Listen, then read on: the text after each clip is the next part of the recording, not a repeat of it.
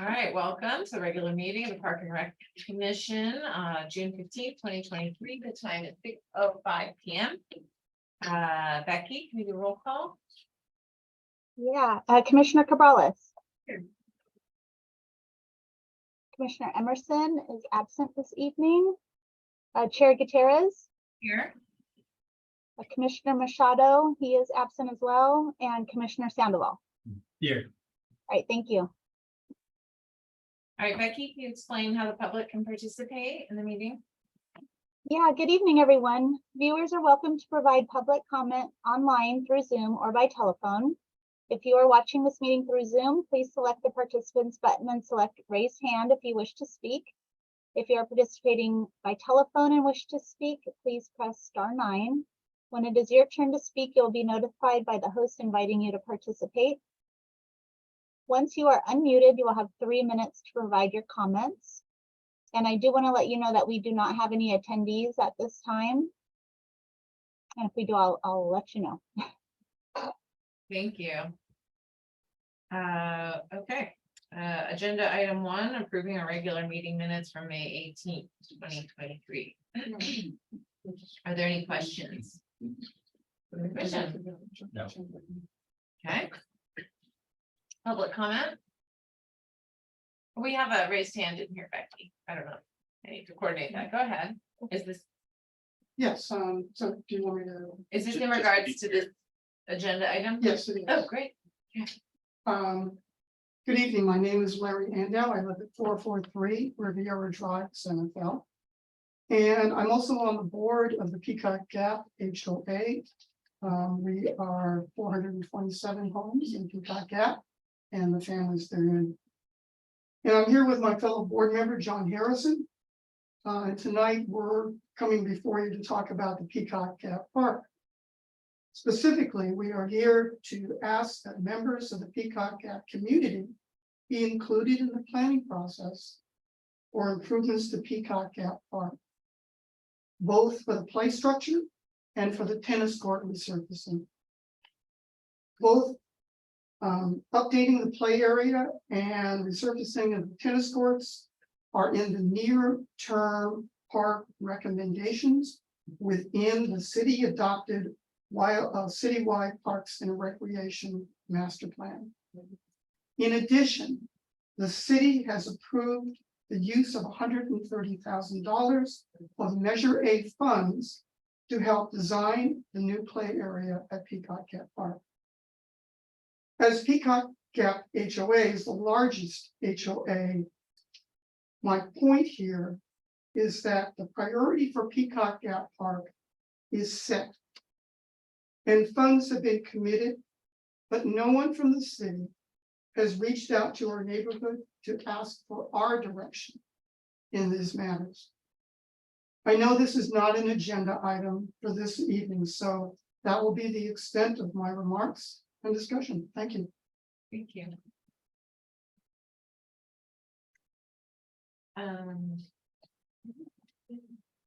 Okay, I think that's all the comment we have done on the approving the meeting minutes from our last meeting. Can I get a motion?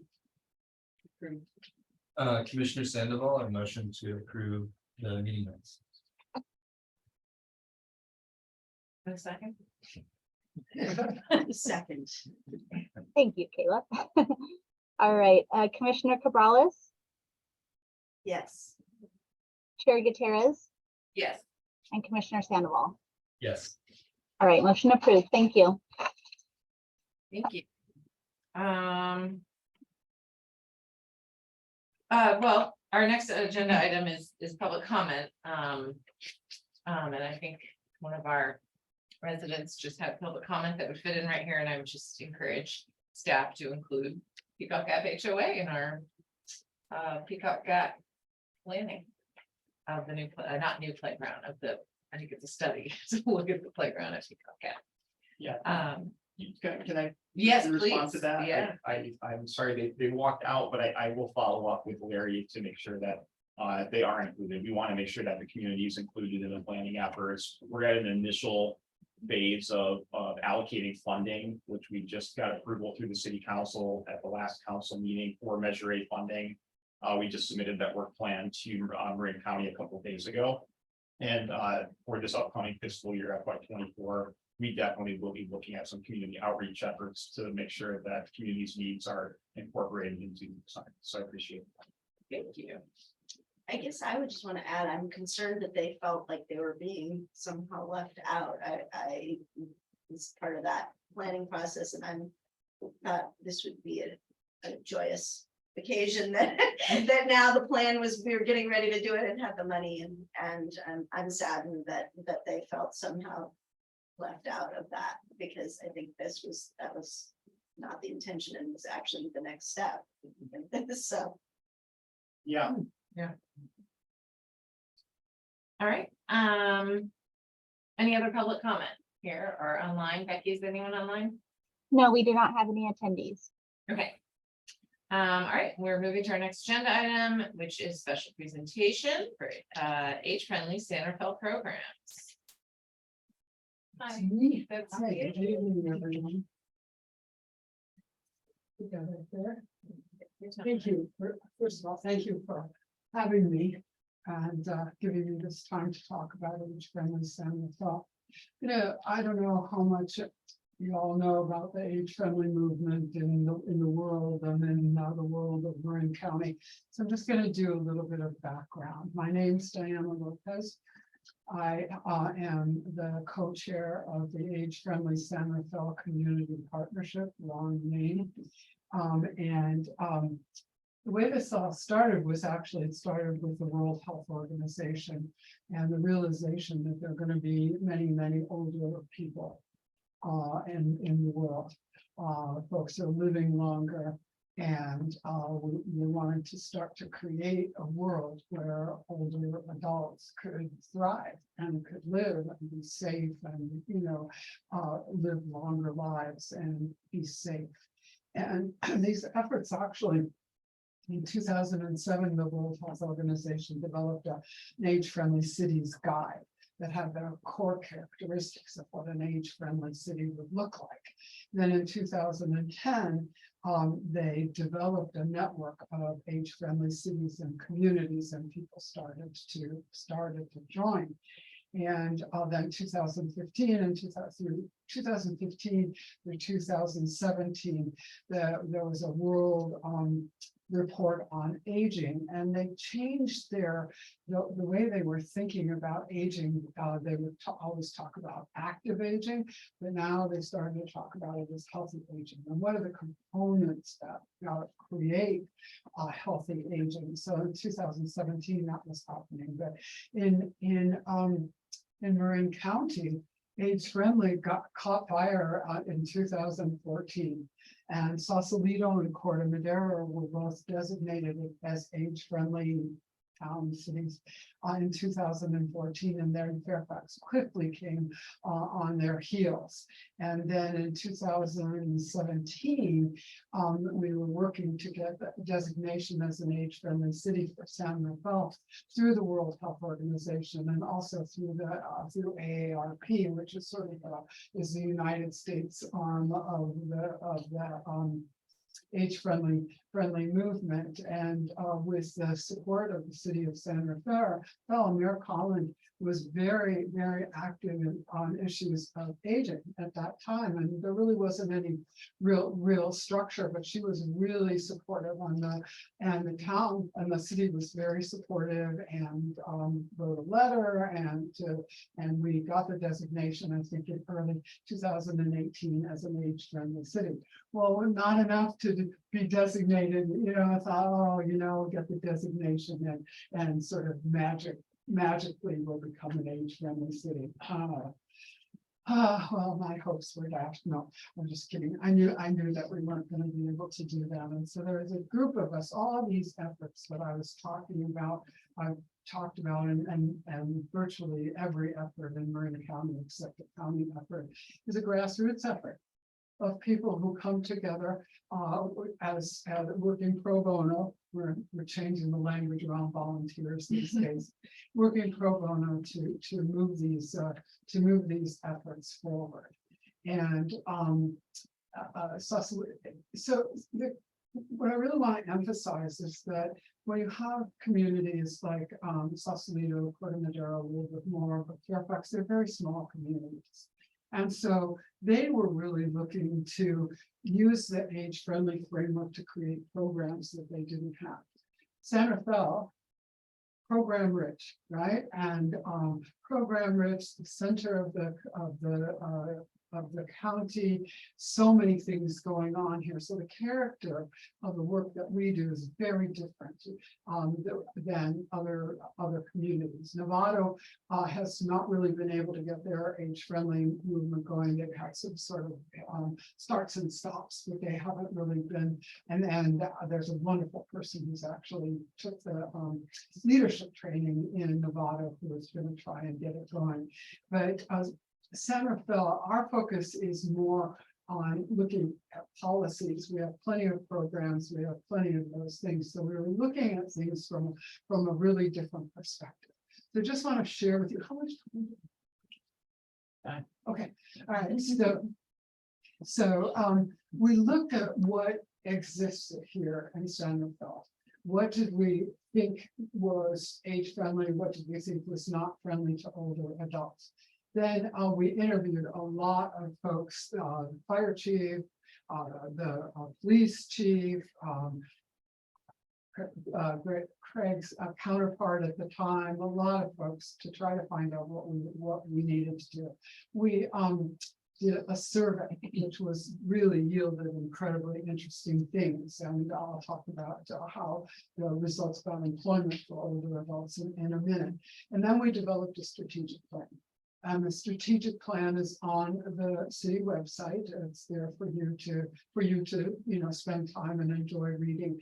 And we spent quite a bit of time and energy pulling that together. And then after the strategic plan was put in place, then we had to figure out what we were going to do and get started in doing it. So I want to interject something in here that's very important. One of the areas of focus in everything that the age-friendly San Rafael Community Partnership does is ageism. Ageism is really, it's pervasive and pernicious in employment and housing and every sector of the world as we get older. As a society, we don't do really well as looking at what older adults can contribute. What do you think in terms of older adults and what they can't do instead of what they can do, which is incredibly short-sighted because we're going to have more and more older people.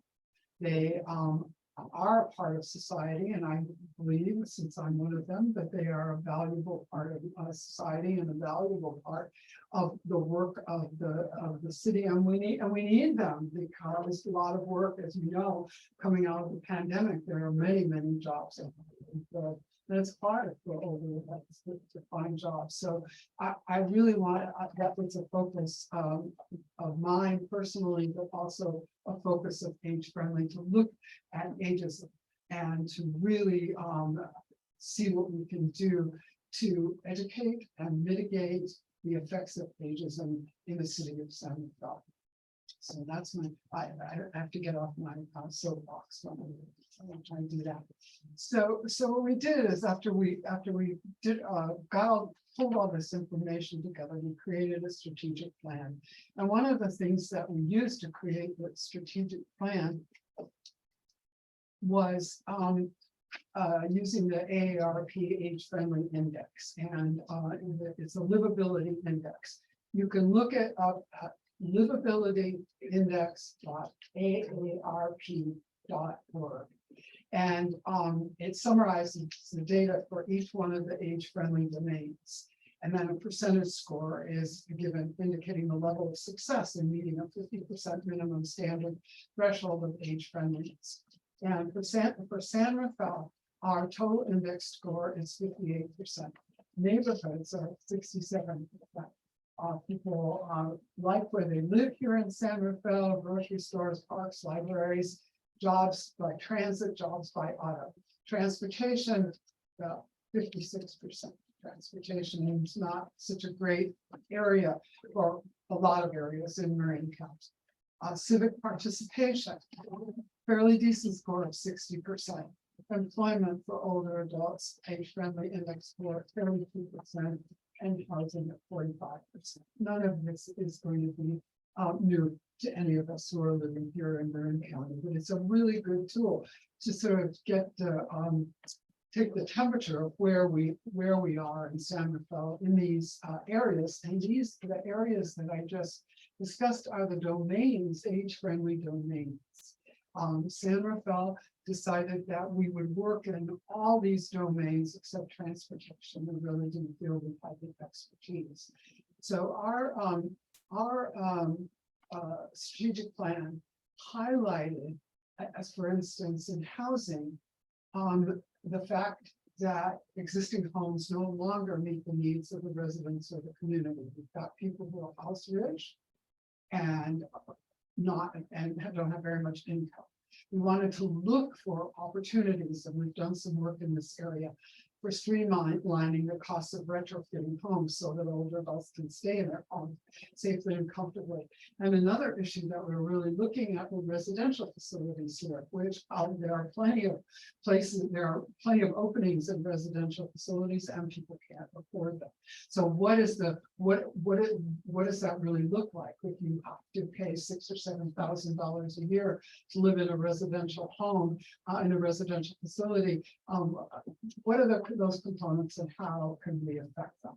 And then a big one was looking at employment, addressing ageism in the workplace. And then what we wanted to do, and this is a movement that, we didn't think of this, but we were sort of kind of on the cutting edge of it, about intergenerational, age diverse workforces and how they can how generations can support themselves, support each other, excuse me, support each other in the workplace. And one of the things that came out, I guess one of the things that came out in our survey is that what we really recognize is that older adults need to work in order to live here, right? So if you've got Social Security, you've got a pension, still not enough to live in San Rafael. So what could we do to encourage employers to really look at the value of older adults as employees, expand viable job opportunities with flexible work schedules, and include part-time jobs. If you look at, I don't know, so there's too much about the way that the city's hiring practices are, but if you look at the county's hiring practices, they're thinking about younger people who are starting a career ladder. They're not thinking about creating part-time positions for older adults.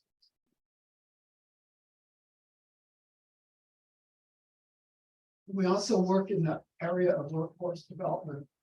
We work closely with several agencies, including the North Bay Alliance, Workforce Alliance of the North Bay, and the YWCA. Another area that we really wanted to focus on was civic participation. We want every older adult to know that their participation is welcome in all civic areas of the city, and to build on the existing repository of civic leaders and opportunities for civic engagement. So that's another area that we're working in.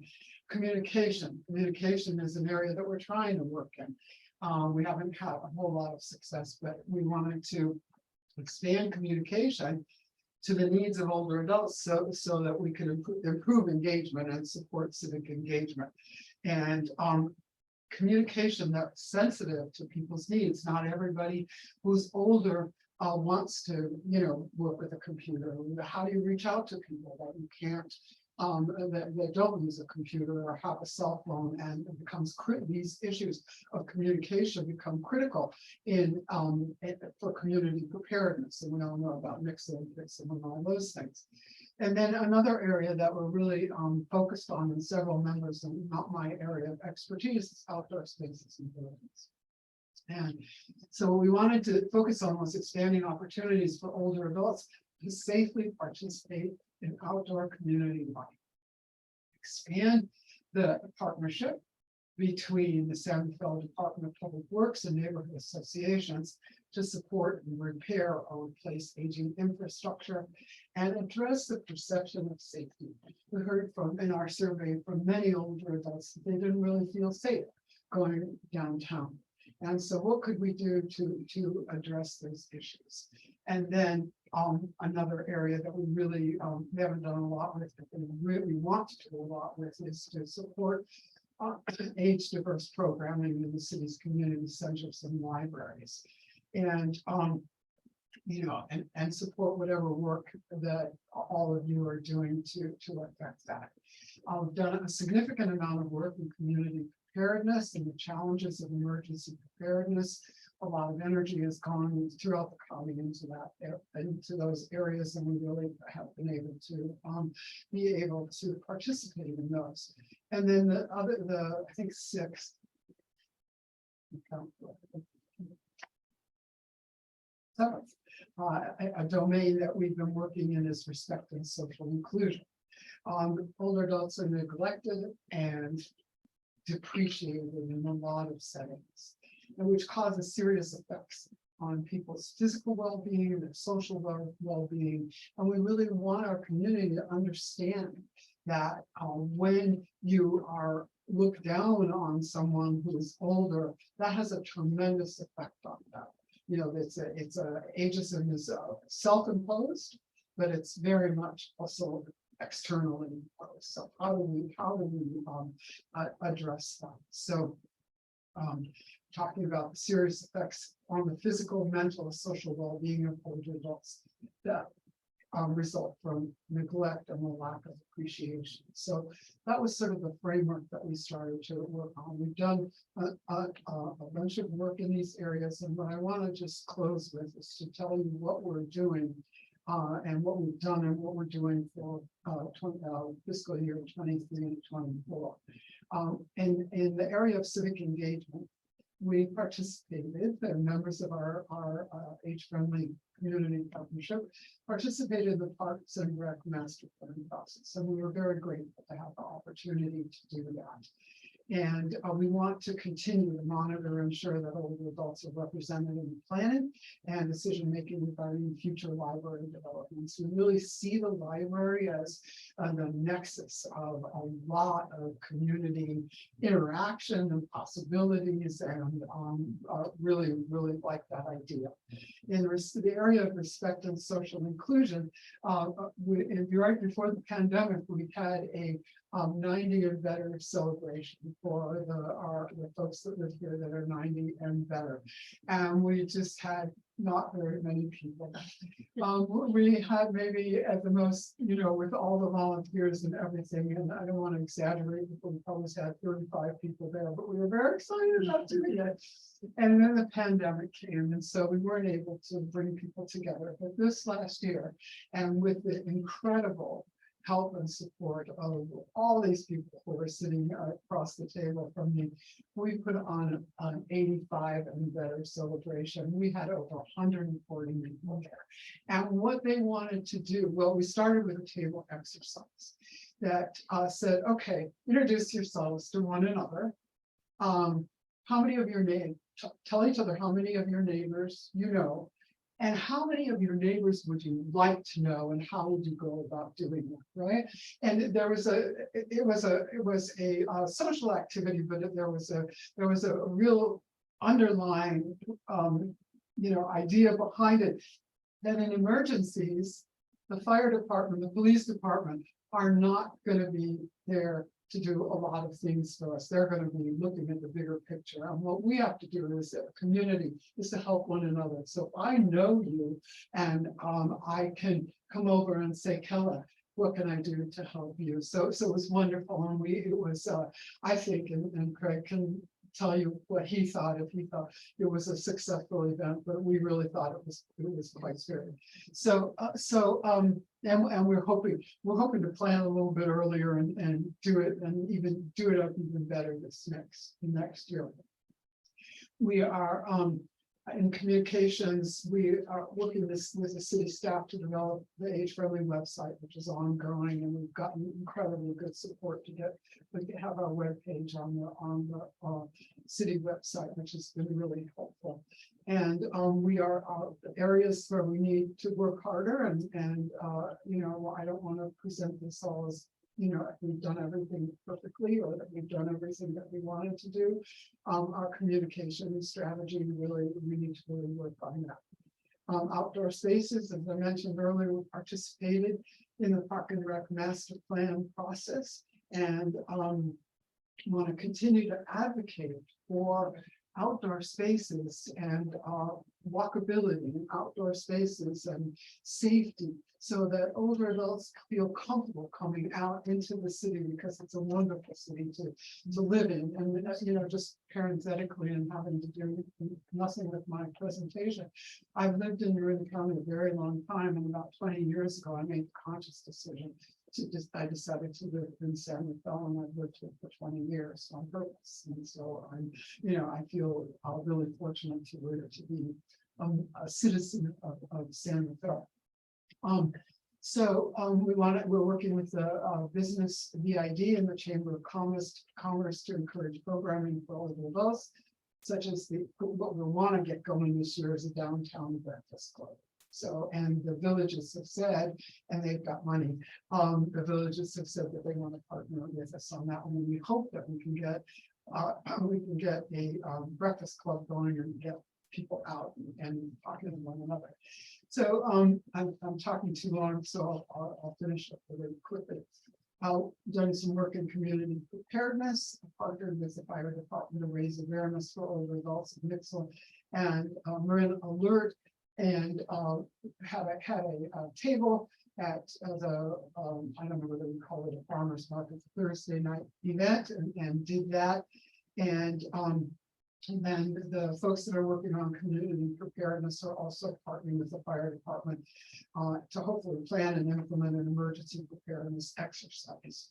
We had the opportunity to participate in the San Rafael Housing Element on the San Rafael Housing Element Advisory Committee, and really bring the voice of not only San Rafael, but the voice of older adults to those efforts. So that was one thing that we did. And we're working with partnering with the Aging Action Initiative and EAH Housing and Senator McGuire's to develop a fundamental model for age diverse housing, and we're working hard on that. We want to support, and I don't know whether you all folks know about the new work of Hello ADU. It's an organization that has funding to build ADUs, and so just I don't know, Craig, if you're aware of them, but they have some money, and I don't know whether the city can use it. And employment area, we're developing along with the Workforce Alliance in the North Bay and the YWCA an age-friendly designation for employers and a recognition program for employers. So those are the things that that's where the efforts have started. This is what we've done, and this is where we're going. And I'm, you know, I probably said it before this evening, incredibly grateful for the support of these folks, the support of the city. We actually are a line item in the budget, which is really exciting. And just a lot of gratitude for the opportunity to do this work, which we all really believe is very, very important. And I'm very happy to answer any questions or any public comments or anything that you could suggest that we do and do better. Thank you. You're welcome. That was an impressive presentation. Do you guys have any questions, comments? Could you give me your website again? Yeah, it's the city website. All you have to do is key in. I wrote it down. Key in the city of San Rafael age friendly, and we Great. just by magic. It's just it just comes right up. I think think the specific address would be cityofsanrafael.org/age friendly. Yes, sorry, I'm terrible at that.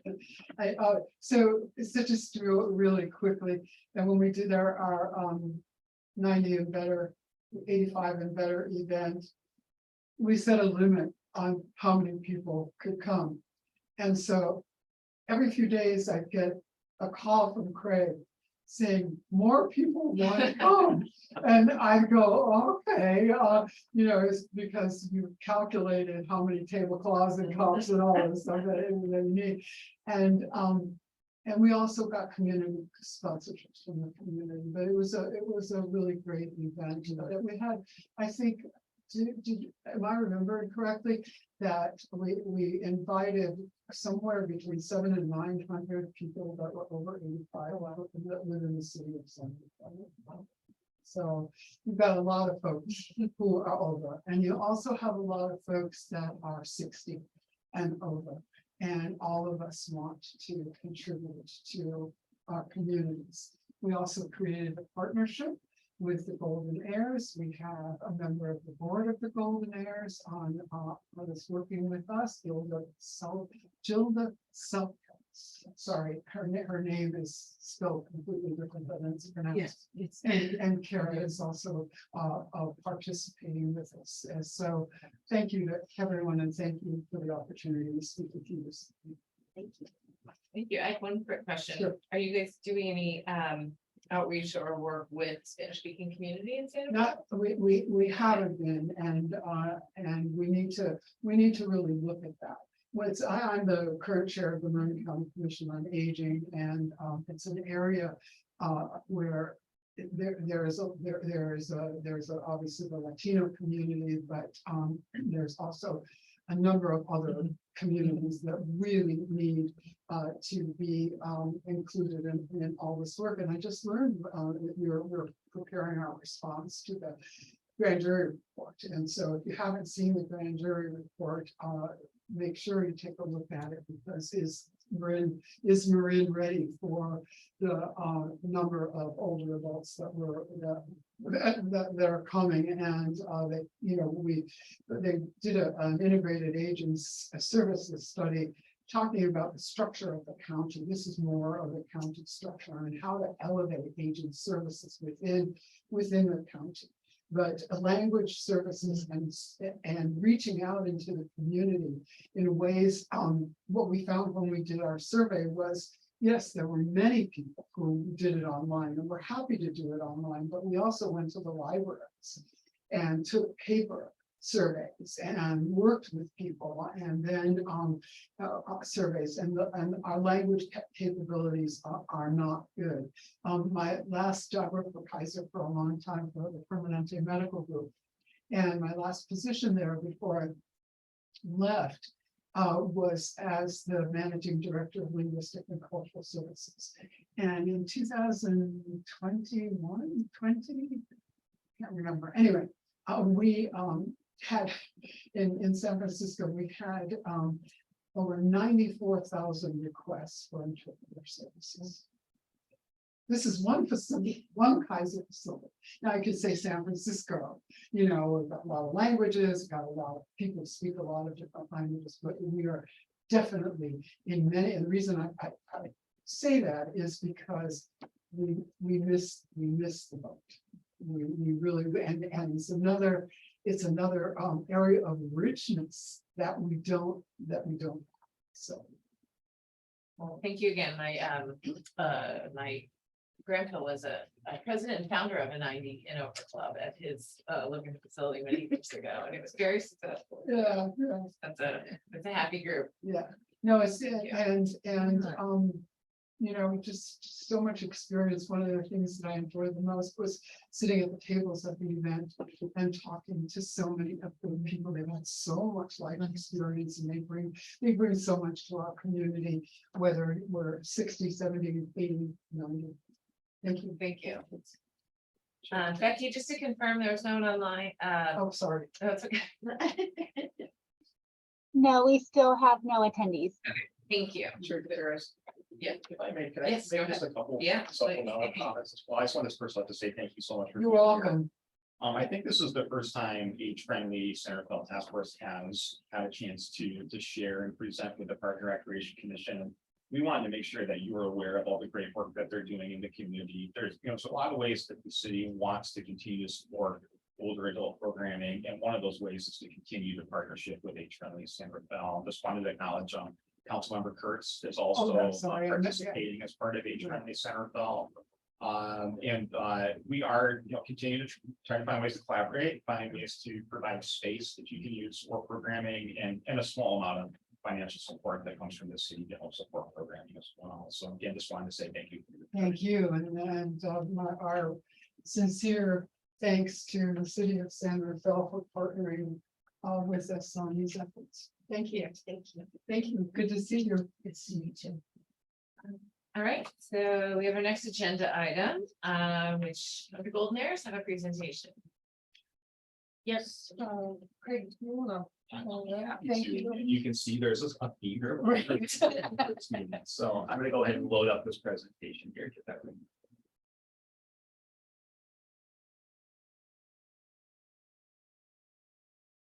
Would you like to just pass this out? Oh, I accidentally took it off wheels. I have the spirit.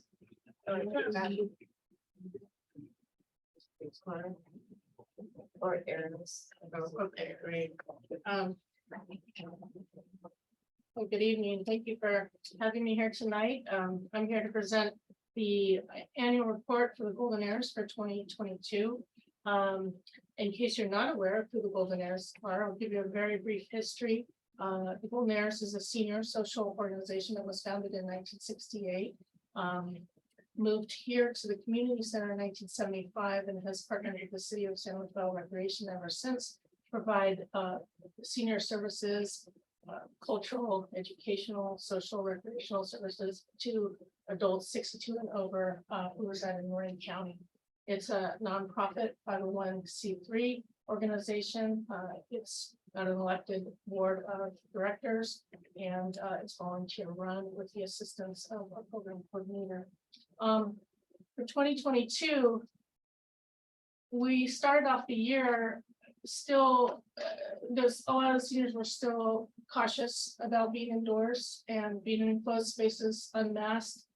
The board had started during the pandemic a drive-through program that was created to get members out of the house and enable them to socialize, be a part of the group, come down, just have some, fun conversations, give goodie bags. We didn't have our first in-person luncheon until May. Unfortunately, that was canceled because the caterer came down with COVID. So it wasn't until June where we started officially our monthly luncheons again. Some of the events that the Golden Heirs run are the theme luncheons every month. We do monthly ballroom dancing. There's a weekly bingo program. In addition to the events, the Golden Heirs run classes that are free to their members in a variety of subjects. All of the classes are volunteer led or instructed. We started our trips off slowly in 2022. A lot of them had been canceled because of low participation.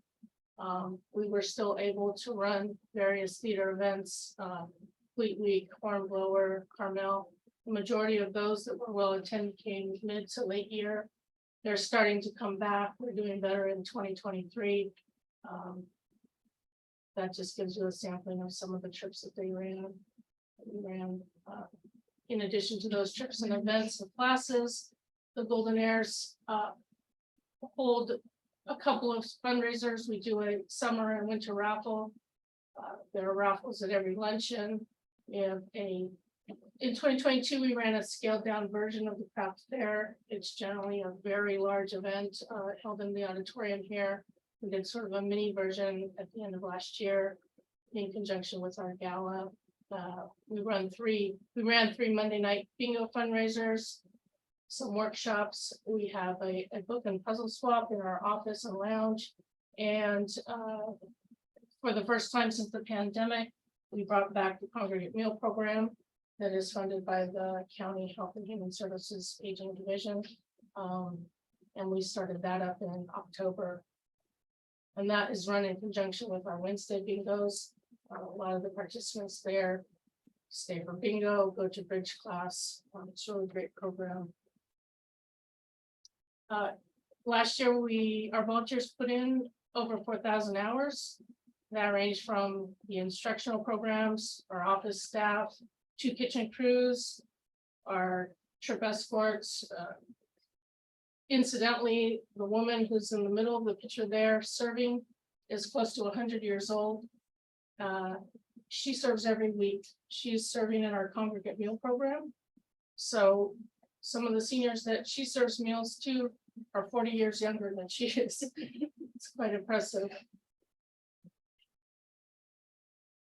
2022 was a bit of a struggle because we were coming back from the center being closed and just bringing our programs back. Our memberships were down. We did struggle, filling up the trips. As the year wore on, it got better and better. As we are in the middle of 2023, things are much improved. Our memberships are coming back. We're over 400 now. And the trips are starting to fill up. So we're very hopeful. We're bringing back our full scale craft fair, some of our big scale events. I'd like to introduce at this time our co-presidents, Donna Robertson and Carol Cox. And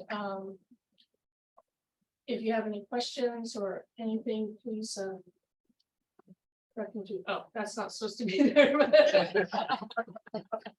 Archery. Okay. Thank you. Thank you very much. You guys have any questions? Just comment, glad to see memberships coming back in 2023. Slow, slow but steady. Are we correct? Slow but steady. Yeah, I mean, I would defer, I think, to you in regards to, I haven't had a close look at the membership numbers, in the staff report, the supplement. We're up about, from last year, we said 15% more compared to last year at this period. But it's a slow process. At the beginning of the year, our luncheons, we're running about 50, 60 people. Now we're up to almost 90, 92 for this next one. So it's a slow process. There's a lot of us who still, I mean, when I go to the grocery store, I'm still wearing a mask and into Michael's or wherever. And if you look around while you're out shopping and you see people wearing masks, I almost can guarantee it 99% are still healthy. Because we still feel vulnerable to COVID. But we're building back up. We're trying to rebuild and rebound. Working hard. Is the slow but steady, so the outlook is good. The outlook is that Yeah, you're kind of getting there. Yeah, that's We great. just need a little more time. Yeah. Yeah. And But are the it's- members all from San Rafael or? No. We actually just got quite a few members from the Margaret tribe that went down the hill. But we have new members coming from there. We also have members that were members before COVID, but during COVID, they didn't, now they're starting to come back and make the dues and become members. So it's a slow process, but it's coming. We also have members from Sonoma County. So yes, we do. Couple just kind of quick notes, if I may, add a little bit more information here as well. So the way that our current arrangement works, we have an agreement with the Golden Heirs for use of space here at the San Rafael Community Center. I'm not sure if you've explored down at the end of the hallway. There's a room that we dedicated for Golden Heirs use. And the Golden Heirs, we also have an agreement for them to use rooms within the building. We try to make sure that we're considerate of our programming that happens here, but quite a few programs happen here that are really focused on older adults and Golden Heirs membership.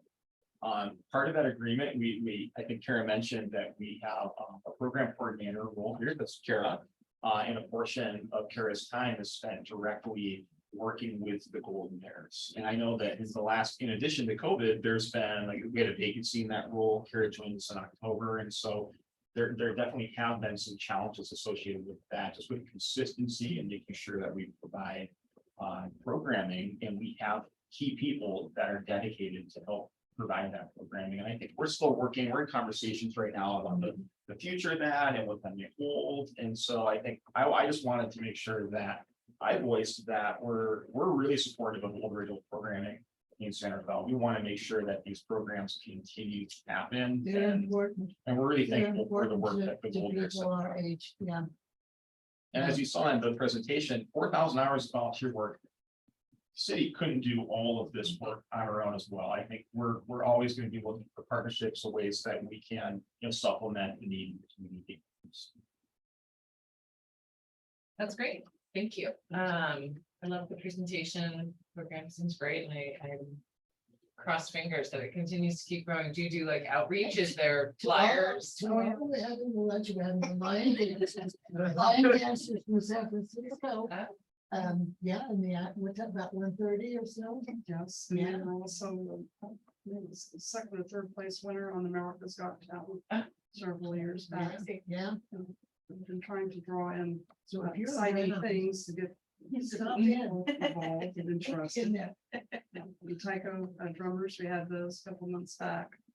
And Now, the lion dancers, one of our members pays for that for us because it is expensive. We're not paying. We have a member who donated the money for the lion dancers, which is very generous. And about outreach, we do some outreach. We work with the Marin Senior Fair. We have a booth there. We provide all the volunteers who sort of direct people, who direct parking. That is a big part of our outreach year after year. They've been in hiatus since the pandemic. This year is the first year they're coming back since 2019, I believe. So we'll be a big part of that, and we'll be able to get more word out about our program at that fair. I think in September. Yes. In addition to that, Golden Bears has a website as well. I can't rattle that one off the top of my head. Is it goldenaires.org or SR Golden Bears. SR Golden Bears? And then monthly newsletter that is Yes. published. I think there's copies of that right in the front, right here, that also lists the monthly activities. Great. Are the trips like on buses or do people drive? Yeah, You guys get they're all on buses. Yeah. Yeah, we check out Marin, Marin Airport. Yeah. Mostly local, but we've been sort of branching out further.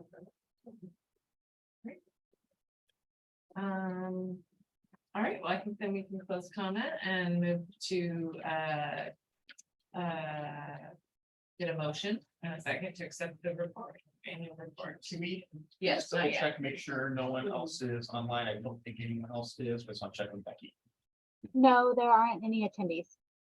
Thank you. Well, then I motion to accept the report. Okay. Yeah. Thank you. Commissioner Sandoval, second. All right, Great, thank you. Commissioner Cabrales, Yes. Chair Gutierrez, yes. and Commissioner Sandoval. Yes. All right, thank you. Motion approved. Yeah, this is like a real. The couple trees there, right? I didn't use that. I thought we one piece of paper. Impressive. Newsletters are not easy to put together. All right, I think our next agenda item, if I didn't skip this part, is the tennis court access pilot program, which I don't know who's. Darcy, Here we go. I'm gonna do Alright. a really quick introduction here. I Okay. think you have met some of the folks that are in the room, but Darcy Chu is our recreation supervisor here at the Centerville Community Center, and she also helps with our sports and sports programs. So he's gonna share a presentation here. I also just wanted to acknowledge that Steve Mason, senior recreation supervisor, is here. Darcy's direct supervisor and is also involved in the programs that happen here. And so I just wanted to acknowledge that he is here. Thanks for being here. But Darcy, I'm gonna go ahead and turn it over to you. All right, sounds good. Darcy. All right, so here to talk about the Albert and Freitas Park Tennis Court pilot program. A little bit of background, the city of Sangerfeld manages access to the tennis courts at Albert Park and Freitas in Terlinda. We've been experiencing some challenges with the current access system. And through the master plan, there was comments, regarding our tennis court program there as well. Currently, we sell keys on an annual basis, so fiscal year from June to July, $50 for residents, $75 for non-residents. Each year, the locks are changed out. Tennis players must purchase a new key to access the courts. All other courts besides the Albert Park and Freitas Park courts are open to the public on a first come first served basis. We are experiencing frequent vandalism, specifically at Albert Park, right behind our baseball field here. Routinely, gates are propped open, people are jamming the locks to create free access to everybody just to get in. It costs quite a bit of money to either fix gates if we have to, if they're torn down like this picture is showing, or if we have to call just to rekey the locks, to the current key system that we have. We've seen a reduction in annual key sales because of this. Limited staff capabilities to repair the system, and the key sales don't cover the full cost of this operation. And so the incentive has gone down because people can access the courts as they wish.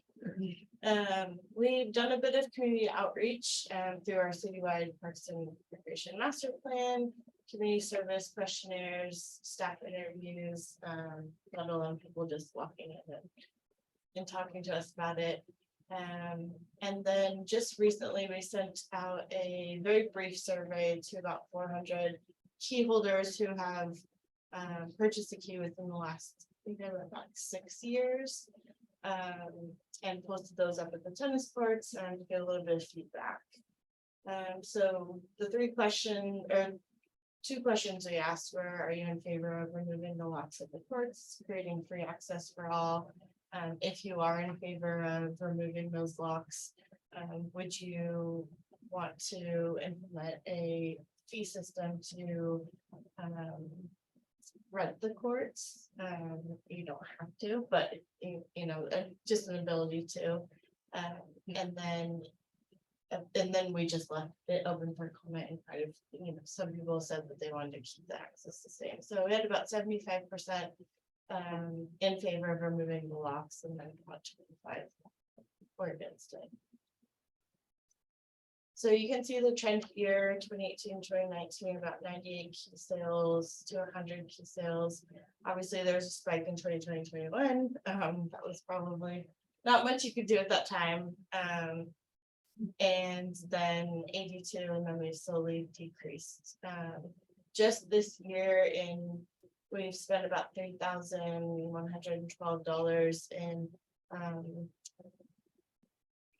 changing out the locks, purchasing new keys, and then fixing the locks that have been vandalized. And we have only brought in about $4,000, so we've just netted about $860, and that's not including new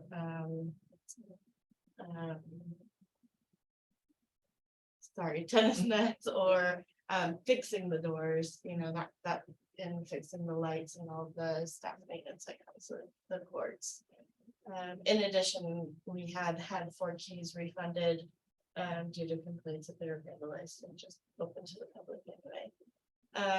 So after evaluation of the survey, we came up with 3 kind of options. Removing the locks and making them free for all users at first come first served basis, removing the locks and adopting an hourly reservation fee at specific courts. We would explore the opportunity, but not every single court would be rentable. And then the third option is just maintaining what we're doing. But our recommendation is that we remove the locks, and city staff's recommendations that we do remove the locks, and then spend some time this year figuring out what a rental fee system would look like moving forward. Thank you. So I think you did a great job. I think just share maybe a couple of just additional thoughts that might be helpful here. The reason we're looking at this now is because historically, the key access system, the authority to make changes to that program has lived with city council.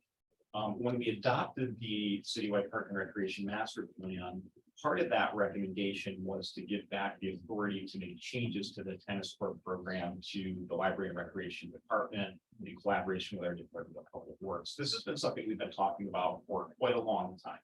There have been ongoing challenges with maintaining the gates and the courts. And so this is not a new conversation that's just popped up. This has been kind of a multi-year conversation that we've been exploring. What are the alternatives that we could take and what would be the best approach to take for that? So I just want to make sure that I shared that context. I think the other thing that's important to consider here is that from a financial impact perspective, you saw the amount of revenue that we bring in through the KEEP program is very limited. The expenses associated with maintaining the courts, there's a couple different ways we look at that. When we're looking at this particular program, we're really looking at the expenses associated with the administration of the KEEP program only. Of course, there are far higher expenses associated with maintaining the court system on the whole. And I just wanted to differentiate things like court resurfacing and striping and purchase of sports equipment. That's going to be treated separately and handled differently. Any decisions that the Park and Rec Commission would take tonight specifically to the key access program, they would not have any impact on our future plans to prioritize courts as we discussed as part of the master plan process. And I know that's a question that's come up as well. There are some infrastructure needs, right? We have 11 tennis courts in our system. Several of those are currently not usable for tennis because of their condition. And when we take a look at the master plan, it gives us some guidance. And actually, I brought a copy of this. I just thought it was pretty cool to see like a physical copy of our master plan on nice spiral technology. But if you ever want to like live through it and look specifically at the hundreds of different recommendations and policies and how we stack those up. We do have plans in the near term to take a look at the Peacock Gap tennis courts as well as the Freitas Park tennis courts to do resurfacing and do some more extensive work to make sure that they're in good shape. There would likely be some additional community outreach associated with that specific process to think about like striping for pickleball and some of those are conversations that would come at that point in time when we do that work. And I just want to make sure it's clear that this is different from that. This is really focused on an internal challenge that we faced with ongoing vandalism and maintenance issues. And I don't know, Steve, anything else that you want to add to that? You covered it well. I think I do actually. Do you anticipate, I know you said it's completely different, but do you anticipate any additional vandalism happening if it's completely unlocked, or has it been so unlocked already that if that's something that's going to happen, it already happened?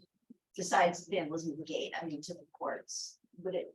Yeah, I mean, it's always hard to predict that, but I would say about 4 months out of, from starting in July 1 to now, the courts have been unlocked.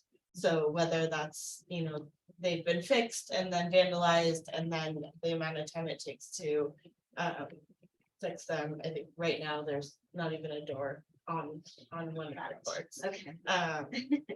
So, and nothing has been more than the doors getting knocked off as of yet. Okay. And I just add too, we've talked with our Department of Public Works. If we were to perform maintenance on the courts, we would call on them, put in a service ticket. They've grown increasingly frustrated because this is a recurring issue. We did ask them their perspective on that too. Do they think that we would see an increase in unwanted uses or unauthorized use at the courts? they don't think that we would. I would just add to what Darcy said, that of course, if we started to see some patterns of unwanted use because of this change. We're proposing this as a pilot program. We're not proposing this as a long-term permanent solution. We want to continue to explore what's going to be the best way to manage this recreation amenity for the community. And you know, when we assessed all the different alternatives in front of us, we thought this would be the most equitable approach to take to make sure that it is free. It's a resource that we wanted to explore maybe a way. If someone didn't want to, you know, reserve the court for an hour, to guarantee that they would have a time when they show up when they want to, that they might have that opportunity. And I think that's something we want to continue to take a look at, maybe do some fee analysis, really take a look around at what are other systems that other agencies are using that might work effectively to make sure people have those options. You know, there were proposals from some of the community members in the survey. They said, well, just double the fee or triple the fee and, you know, put in these more expansive lock systems. What about security cameras? What about just, you know, maintaining, having, you know, court monitors out there? And, you know, I think fairly straightforward, we have limited resources, right? Like we can't, there's all these great potential options, but all of those come with a cost. And for us, we simply don't have the resources to deploy, you know, additional security measures or more staffing to monitor the courts. So we do not want this decision to come at a detriment to the maintenance of the courts, but we do want to do something that's practical for us as staff. Yeah, I have some questions. So I'm curious if we looked at or have an idea about why this vandalism is happening. Is it purely just because there's a lock? It's locked and people just want to get in. Sounds like it because there's no damage to the anything else. Yeah, the shoving of the paper and materials inside the lock to just prop the doors open happens weekly. I mean, when I walk out there, I go and relock everything. And the door coming off, I don't know who's doing that. It's one specific door on the courts on the right hand side. That is the one that's always getting taken off. And I mean, they've even this last round, they've put a better mechanism to keep it on there, and it's still coming off. So yeah, I don't know. It's hard to say. Yeah. I don't know whether it's, you know, users of the court that don't want to get a fee and they want to gain access. We don't know whether it's other, you know, unauthorized uses. It's hard to say, but I would, you know, to your point, we're not seeing extensive damage to the nets, to the courts themselves, to other, you know, equipment inside the court area. It's really just gaining access into the area. Yeah, okay. And you may or may not know, like, are there other private options for tennis courts in Centerville? If someone wants like a really nice private like access. Yeah, Marin's tennis. Raccoon. Racket, yeah, the racket. Yeah.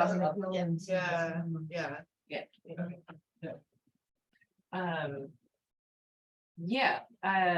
I would be wildly in favor of this. I think one of the interesting things about it is that tennis courts are one of the few outside resources that you pay for. You can walk into a park, you can walk into basketball courts, you can walk over that playground, but the tennis courts you have to pay for. So I suspect they may not be great citizens, but I suspect that people who are jamming the locks feels some sort of right to use those courts. I am in the tennis business. I would be well in favor of this. I feel like it would be a really great idea to see if it would work. I suspect it might even save money in the long run. So that on that point, I'd be really curious if there was fee-based reservations. Is that coming from requests, or is that just a curiosity and other communities are doing it? Is it like teachers that want to reserve part-time, or is it just kind of where that's coming from? Yeah, I think the idea was just if somebody showed up every Tuesday at 9 a.m. and now the courts are open and they're taken over and, we did get quite a few comments from the survey saying that they would pay more, saying that they would pay for a fee structure.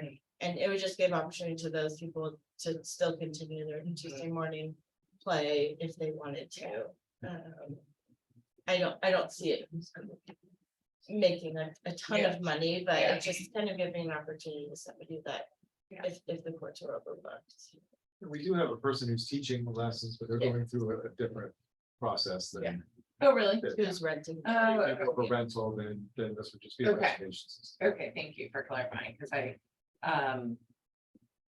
would suspect that for general players, at least in my world, they're pretty good about starting on time and finishing on time, but when they're not, the conflicts are large, and I would be curious how that works with someone showing up for their court time and someone else wasn't done in this sort of public space.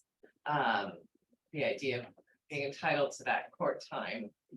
I'd be curious if it would work, but the teaching thing to me makes more sense. And I know there's a lot of teachers out there that don't have access to the private courts.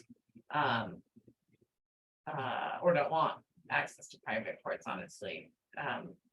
Reasons I'm happy to go into if anyone is interested, but drop in or reserved use just for play. I would be more skeptical of, but the pilot program to unlock the gates seems very reasonable. Yeah, I guess my only question, and I'm not totally familiar with times at all, so, but my only question is, how do you then not make it so that somebody just doesn't spend all day there hogging the board all day? Like, what, how, I don't know how that works in this, but yeah, that was be my reservation about that, would be somebody who's like, and now the board is mine, But they can do that now. yeah, Key I item, guess they can, yeah, okay. Yeah, Never we- mind. we have some language, yeah, we have some I get language tired. on our signs that are out there that, Yeah. ask to rotate play and, if you are playing next to let that group know and try to move on, so, And that generally is working out, okay? yeah, I haven't received any word about it. Okay. Must are getting so mad they're breaking the gates. Yeah. I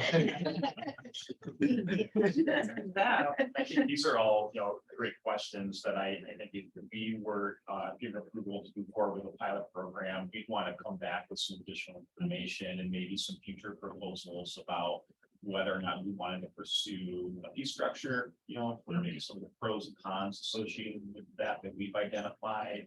And maybe continue to get some of the expertise from this commission to make some good decisions on that for the community, because that's our goal. We Yeah. want to make sure everyone has a chance to play.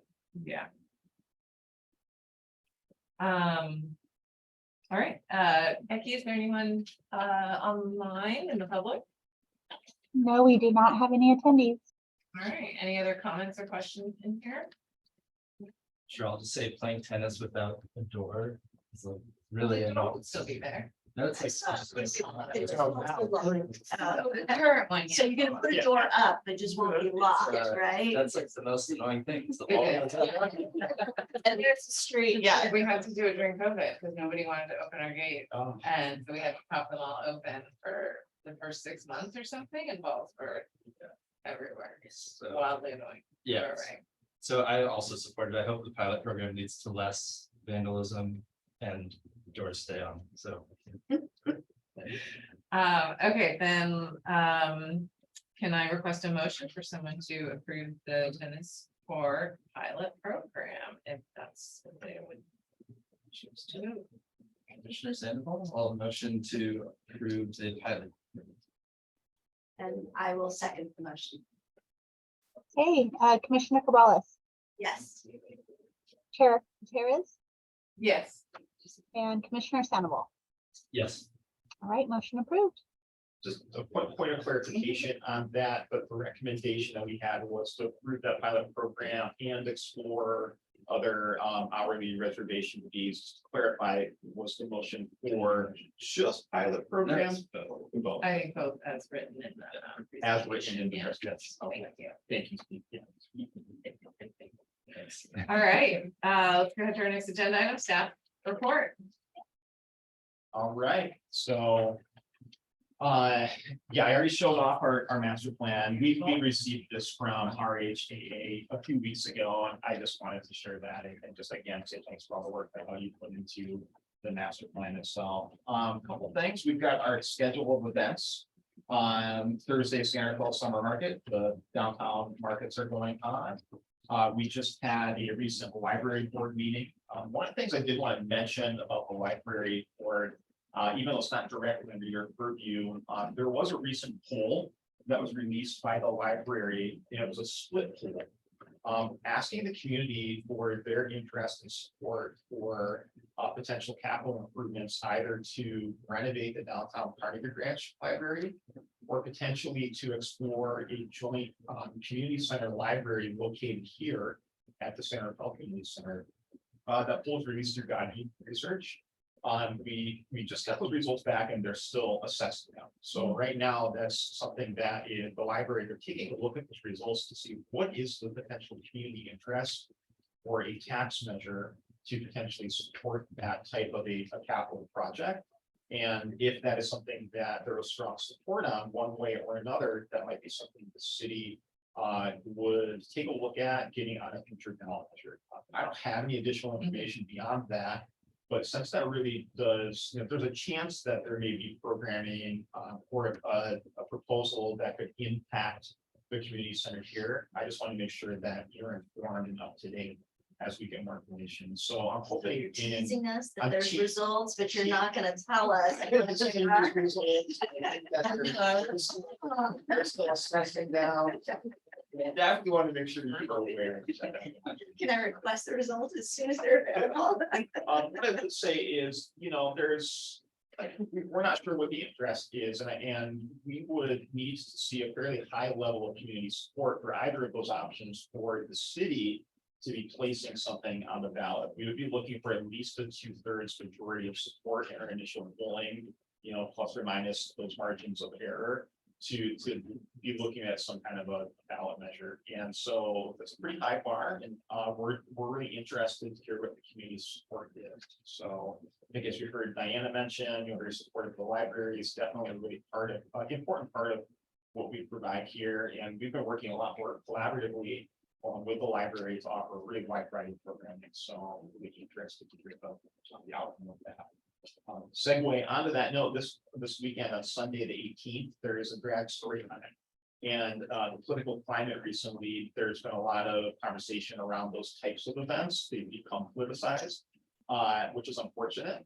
So we have received some public comment and questions about that event. I just want to make sure that's on your radar as something that's happening. It's a really fun event. I'm looking forward to being there. We're looking for some community support to come out and really help just, show support for that event in particular. Monday, June 19th is Juneteenth.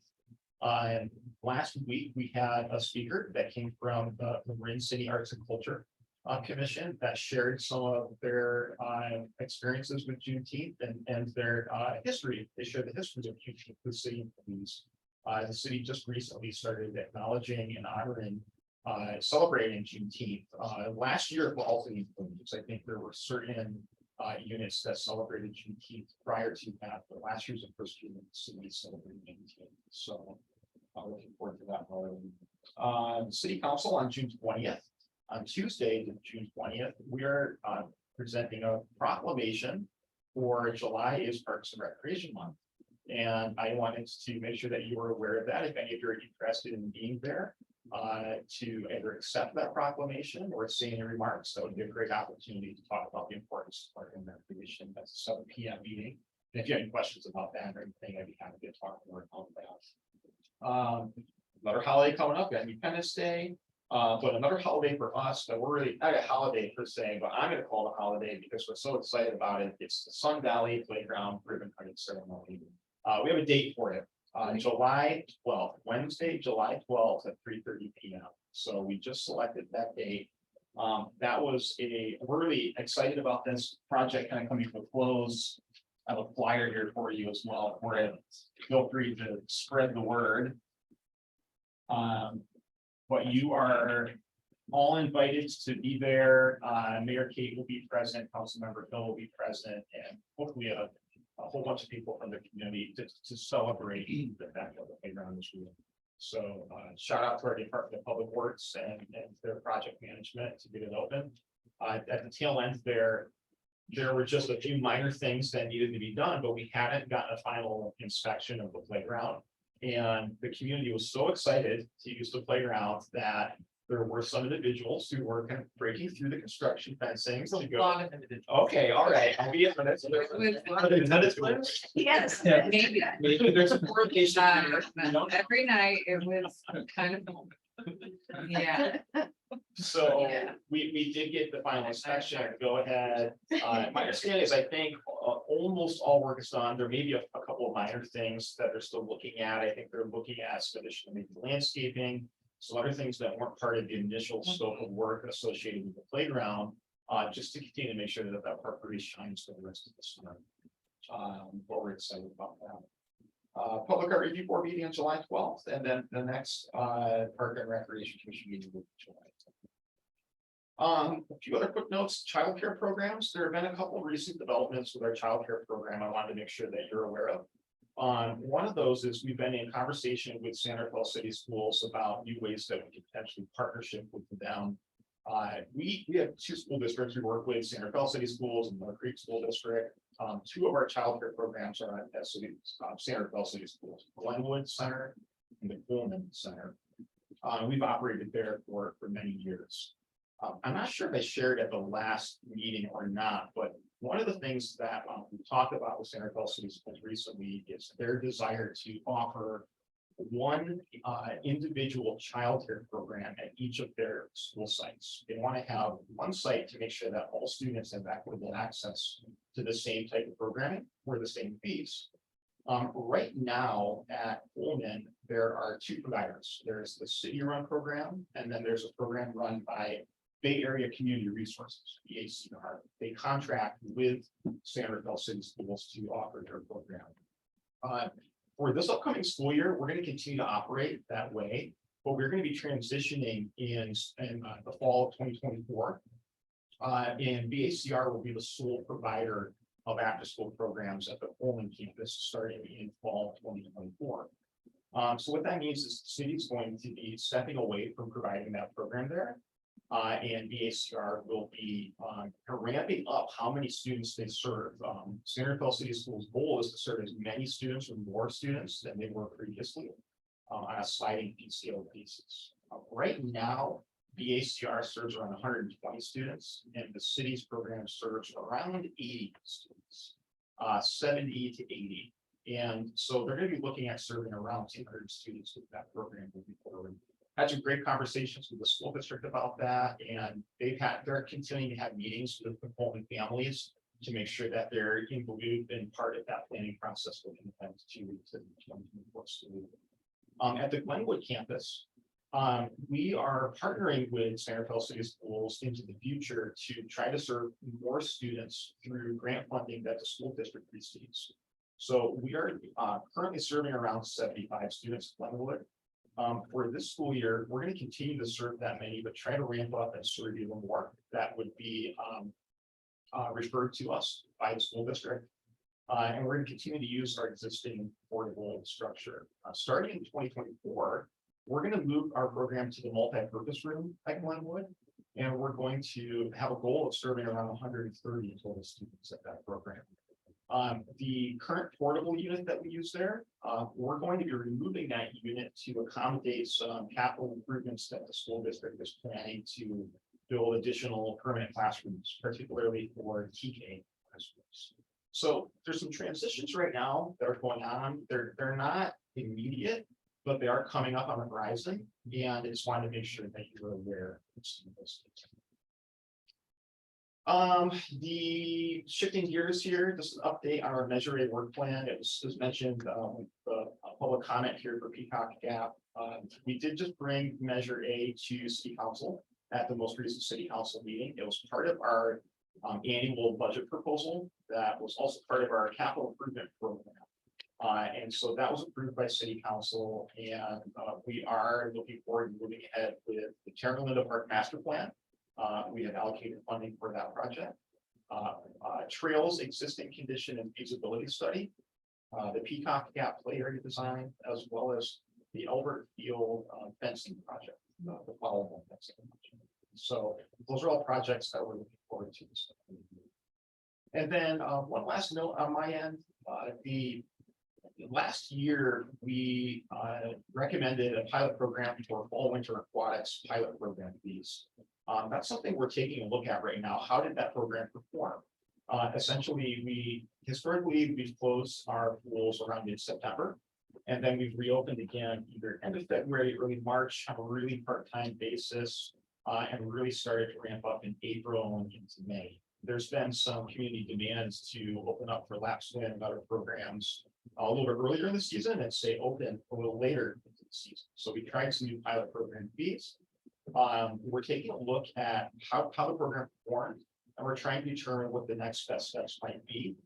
Our initial perspective is that we believe we'd like to try the pilot program one more year to make sure we have adequate data that's going to support a long-term or permanent proposal to bring forward.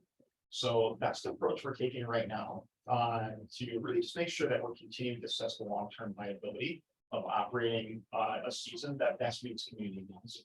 So we're hoping to share some more information in the coming months on that, and we'll keep you posted on this. And I think that's it on my end. Yeah. Any questions? My anecdotal feedback from the Coleman families is sort of freaking out, but I can imagine actually being a Coleman family, I that's a very mhm, concern. it's being talked about in the Little League field. But as a Sun Valley parent, we have nothing from that perspective. So we've always just been jealous they had something. So it sounds like it's a good program, the ACR program, and it'd be more equitable, but just there you go. Feedback from literally the field. Yeah, and on that note, we are so appreciative of the staff there. You know, they're a great team. They do really incredible work. Our entire childcare program, all of our It's a staff, really great incredible work program. for the community. And I Very think, sad to see you that. know, over the years, particularly with COVID, that's been a challenging role to be in, you know, but they've seen kids grow up. I think a lot of the kids that were in program years ago are now working in the Mhm. program, giving back. Our goal as a community, we want to make sure that, you know, we're efficient with funding streams, that we're really supportive of, you know, those equitable efforts. And that we're supportive of, the big picture is to make sure that all kids have access to these programs. So we're going to make sure we do our part to support them moving forward, help support all the families to get there. And yes, on Sun Valley Park, if there's any landscaping dollars that can be put right around that front sign, it looks real bleak.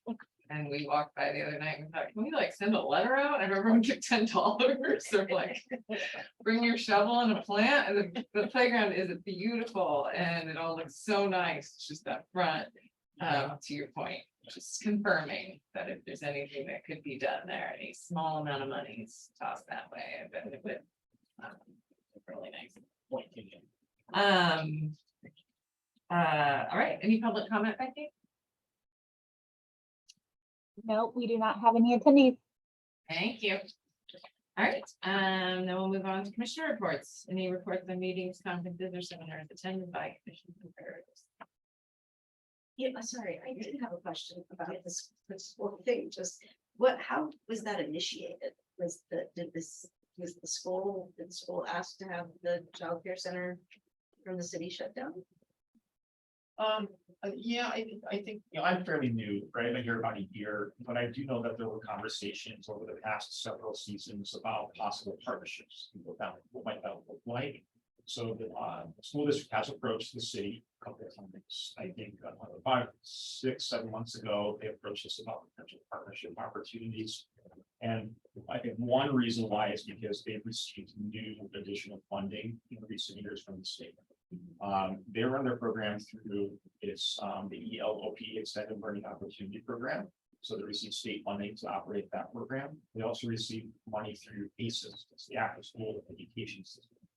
This is very rough numbers, but generally speaking, they went from receiving around $2 million in funding for those programs to about $6 million in funding annually for those programs. That is expected to be ongoing funding, not one time. And they're to receive that grant funding, they have to serve so many students. So they have a longer term funding stream that they're looking at, trying to make sure they utilize to ensure that their students have equitable access to programs. So that's part of what they're looking at now. The second part of what they're looking at is they recently had a bond measure to make capital improvements, and that's changing how they take a look at how they utilize their facility space. Right now, we have portable units on both of those campuses. They're going to need that space for permanent classrooms. So I think with those two things happening kind of at this point, it would raise that opportunity to talk about what does the future of after-school programming look like on each of those campuses. I think they're also trying to be sensitive to the third-party providers they work with. You know, we're one of them. We're on their property and running a program in collaboration with them, just like BACR is. So kind of having us run one site and BACR run another site, not kicking, us off of both or BACR off of both. And I'm not saying they're not kicking us off, right? But for lack of better terms, I think just trying to find a fair solution to make sure they continue those partnerships with providers. There was a recent school board meeting a couple weeks ago, SRCS board meeting, and some really positive comments about that the ACR program.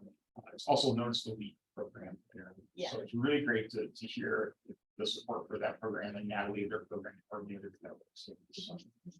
But yeah, I would say that's a long-winded way of saying that this was initiated by the school district. This is not something that we were pushing forward on our end directly. But I think after we sat down and listened to some of their rationale and reasons for it, we're understanding. And we're going to support the school district to move forward with that. So Glenwood will continue to have an aftercare program, right? City. Correct. That Yes. Holman will. Yes. Thank you. All right, I went to the Pacific game the other day, during the actually, they were very accommodating and let our little league team go out on the field to do all sorts of fun stuff. Very cute. It was nice to be back, and I encourage everyone to go to the games there. It was fun, easy, cheap. All right, I think that's it then. Is there any public comments on commissioner reports, Becky? No. Thank you. All right, then I think we're done. We'll adjourn at 7:31. Oh, the clocks are different. Split the difference, 7:30. Thank you.